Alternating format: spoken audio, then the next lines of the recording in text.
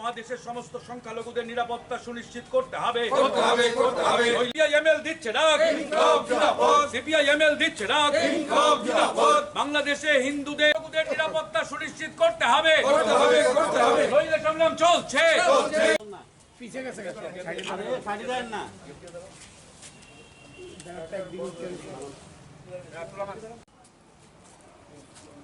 ইনকলাব জিন্দাবাদ, ইনকলাব বাংলাদেশের সংখ্যালঘুদের নিরাপত্তা সুনিশ্চিত করতে হবে। বাংলাদেশের সম্প্রান্তিকীকরণ করা চলবে না।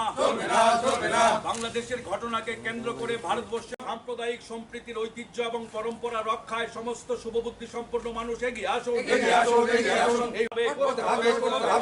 ভারতবর্ষেও সংখ্যালঘুদের নিরাপত্তা সুনিশ্চিত করতে হবে।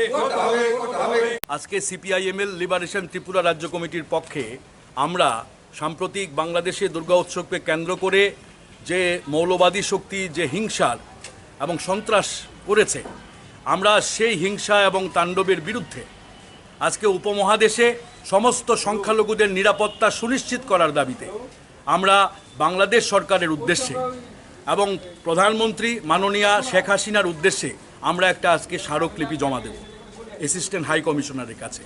4টি দাবি আমরা নিয়েছি। প্রথমত, বাংলাদেশে সমস্ত হিন্দুদের নিরাপত্তা সুনিশ্চিত করতে হবে।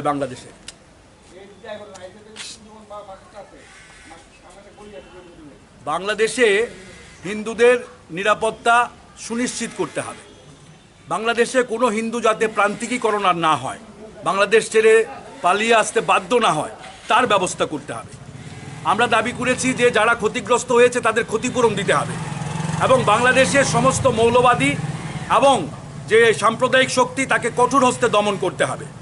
এবং বাংলাদেশের মানুষের কাছে আমাদের আবেদন যে সংখ্যালঘু মানুষের নিরাপত্তা তাদেরকে রক্ষা করার দায়িত্ব নীতিগতভাবে সংখ্যাগুরুর হাতে। কাজেই সমস্ত সংখ্যাগুরু মানুষকে এগিয়ে আসতে হবে বাংলাদেশে এবং আমার ভারতবর্ষে এবং এই উপমহাদেশে। আজকে বাংলাদেশের ঘটনাকে কেন্দ্র করে বিজেপি, আরএসএস এবং সংঘ পরিবার হিন্দু জাগরণ মঞ্চের নামে এখানে সামাজিক পরিবেশকে বিষিয়ে তুলছে এবং এখানে সাম্প্রদায়িক বিভাজন শুরু করেছে।